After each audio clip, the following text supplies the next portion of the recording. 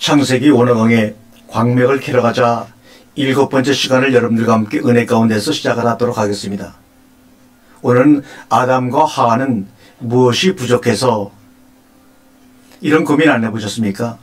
이 고민을 우리가 한번 해결해 보도록 하겠습니다.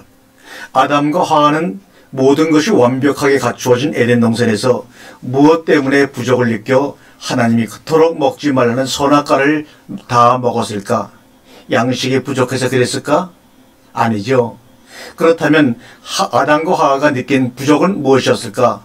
그것을 우리가 알려면 하나님이 아담의 갈빗대를 사용하여 여자를 만든 과정을 자세히 보면 알 수가 있습니다. 창세기 2장 21절에 사용된 갈빗대, 이걸 히브리어로 첼라이랍니다.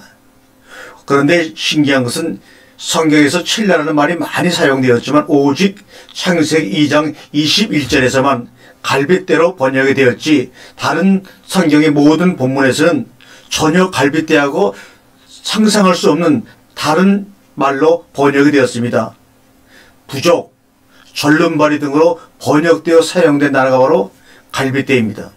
그러면 갈빗대라는 말 속에는 부족함이 포함되어 있고 절름발이가 포함되어 있다는 것을 우리가 알 수가 있습니다. 다시 말하면 여자를 갈빗대로 만들었다는 것은 절름발이로 만들었다는 말이며 부족하게 만들었다는 말입니다.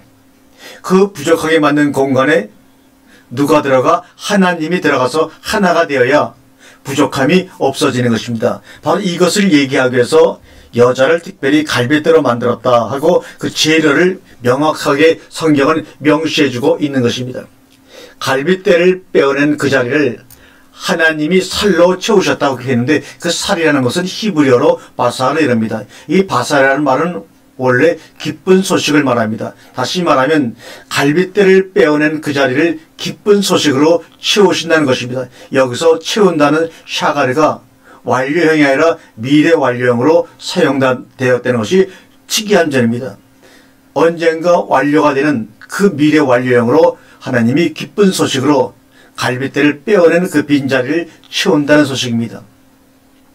예수 그리스도가 오셔서 우리 안에 들어오셔서 우리와 하나 되어가지고 그 부족한 부분을 채우심으로 그 말씀이 완성되는 것입니다. 사도 바울은 그것을 뭐라 그럽니까? 복음의 비밀이라고 합니다. 에베소 1장 19절에 나를 위하여 구할 것은 내게 말씀을 주사 나야로 입을 열어 복음의 비밀을 담대히 알리게 하옵소서 할 것이니, 그런데 그들은 선악과를 먹으면 그 부족함이 채워질 줄 알았던 것입니다. 무의식 가운데서 의식적으로 말입니다. 하나님이 그 속에 우리 속에 부족한 부분에 들어있어 기쁜 소식으로 채워주셔야 되는데 그들은 선악과만 먹기만 하면 그 부족함이 채워질 줄 알았던 것입니다. 파스칼이 말한 대로 그 공허한 빈 공간을 말입니다. 부족함을 채우려는 몸부림이 결국은 하나님처럼 되어 선과 악을 판단하려는 자세로 드러나게 되었던 것입니다. 그래서 하나님을 떠나 세상으로 나아가게 되는 것입니다. 그러나 하나님처럼이 아니라 하나님이 우리 안에 들어오시어 하나가 될 때 비로소 만족함을 누리게 되는 것입니다. 하나님처럼이 아니라 하나님이 우리 안에 들어오셔서 하나가 된다는 말입니다. 이것이 얼마나 귀한 것인데 우리는 그저 하나님처럼 살려고 합니까? 주님은 요한복음 6장 33절 이하에서 하나님의 떡은 하늘에서 내려 세상에 생명을 주는 것이다라고 말씀합니다. 이 말씀을 하시자마자 사람들은 주여 주여 그 떡을 우리에게 주소서. 그 화답으로 예수님은 내가 너희에게 하늘의 떡을 주는 것이 아니다. 내가 바로 하늘로 온 생명의 떡이라고 요한복음 6장 48절 내가 곧 생명의 떡이다. 에미 호 아르토스 덴 조에 이렇게 주님께서 말씀하고 계십니다. 지금도 교인들은 예수님을 향하여 그 떡을 우리에게 주소서만 하고 있지 예수님 자신이 그 떡임을 믿고 먹음으로 예수 그리스도와 하나됨을 인식하지 못하고 있으므로 늘 무언가 부족함을 느끼고 사는 절름발의 인생을 살아가고 있는 것입니다. 사랑하는 여러분, 말씀이 깨달아졌다는 것은 그리스도를 발견했다는 것이요 그 안에 하나님이 계심을 보았다는 것입니다. 말씀이 깨달아짐으로 죽은 자들 가운데서 부활하신 그 그리스도가 내 안에 나와 함께 계심을 발견함으로 또한 하나님이 나와 함께 계심을 경험하게 되는 것입니다. 내가 너희에게 이른 말이 영이요 생명이라 주님이 오늘 이 시간에도 계속해서 우리에게 말씀하고 있습니다. 이 시간에는 로마서 11장에 나오는 영접이라는 말, 접붙임이라는 것에 대해서 우리가 한번 상고해 볼까 합니다. 제사하는 처음 익은 곡식, 가루, 처음 것, 아르케입니다. 나무가 존재할 수 있는 것은 뿌리가 있기에 가능한 겁니다. 돌 감람나무가 참 감람나무 가지에 붙어 있는 것은 진액을 빨아먹기 위한 것입니다. 영접의 목적은 진액을 먹기 위해서지 어떤 그 상대를 위해서 뭔가 행하려고 하는 것이 아닙니다.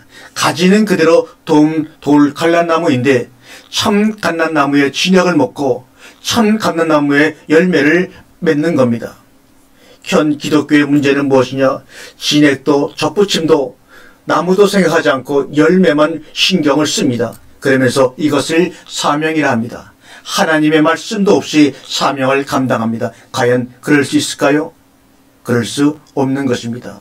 구원은 두렵고 떨림으로 이루어 나가는 겁니다. 구원은 보장성이 아니라 지속성입니다.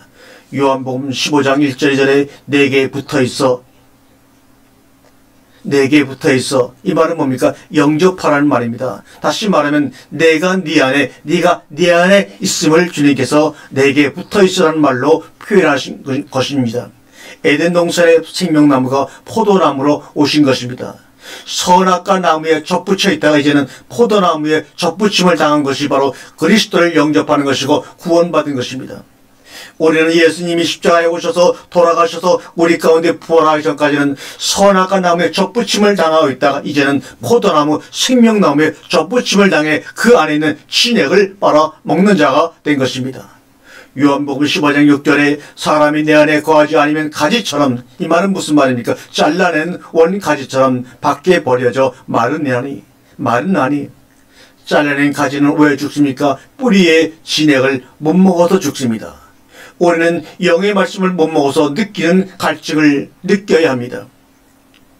접붙임의 목적은 무엇입니까? 열매를 맺기 위함입니다.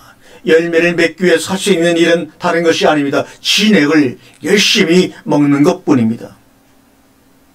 예배는 성찰을 하고 있는 것입니다. 예수의 살과 피를 먹고 있기에 말씀을 통하여 성막에는 말씀을 상징하는 진설병이 있습니다. 그런데 이 진설병은 온기가 사라지면 갈아야 합니다. 진설병은 온전한 떡입니다. 그래서 매일매일 갈아주어야 합니다. 여러분의 심령 가운데 매일매일 새로운 말씀으로 갈아주어야 합니다. 진설병은 제사장이 먹습니다. 우리의 제사장은 하나님이십니다. 우리는 우리의 제사장이신 하나님께 바쳐질 진설병이 바로 저와 여러분입니다. 고로 하나님이 떡덩어리인 우리를 잡수십니다. 우리가 생명의 떡인 예수 그리스도를 먹듯이 그분도 우리를 잡수십니다. 먹고 먹는다는 말이 어색하긴 한데 문자로 표현하자니 그렇게 지금 표현하고 있는 것입니다. 로마서 12장 1절에 너희 몸을, 너희 떡덩이를, 너의 진설병을 하나님이 기뻐하시는 산제사로 드리라고 하신 것입니다. 우리가 명심할 것은 열매는 행위의 결과가 아닙니다. 열매는 행위의 결과가 아닙니다. 말씀의 결과입니다. 진액을 먹은 결과입니다. 이것을 우리는 말씀아, 말씀의 생활아, 말씀의 삶이라고 얘기하는 것입니다. 구원의 보장성을 주장하는 사람들은 말씀을 지식으로 받아들이고 궁극적으로는 자신을 드러내는 생활을 할 수밖에 없습니다. 그러나 구원의 지속성을 믿는 사람들은 말씀의 삶을 살아가는 사람들로 날마다 변화되어 갑니다. 세상에 1차원의 삶을 살아가는 사람들이 보고 말하는 시비거리에 속지 말고 반응하지 말아라, 이 말입니다. 진액도 안 빨아먹고 하나님 뜻대로 하는 사람은 가장 대책이 없는 사람입니다. 진액도 안 빨아먹고 하나님 뜻대로 하는 사람들은 가장 대책이 없는 사람입니다. 접붙인 부분이 약해졌다 하면 말씀의 삼겹줄로 약해진 그 부분을 꽁꽁 묶어 놔라 이 말입니다. 말씀의 삼겹줄로 구원의 지속성을 유지해 나가시기를 주님의 이름으로 간절히 축원합니다. 아멘.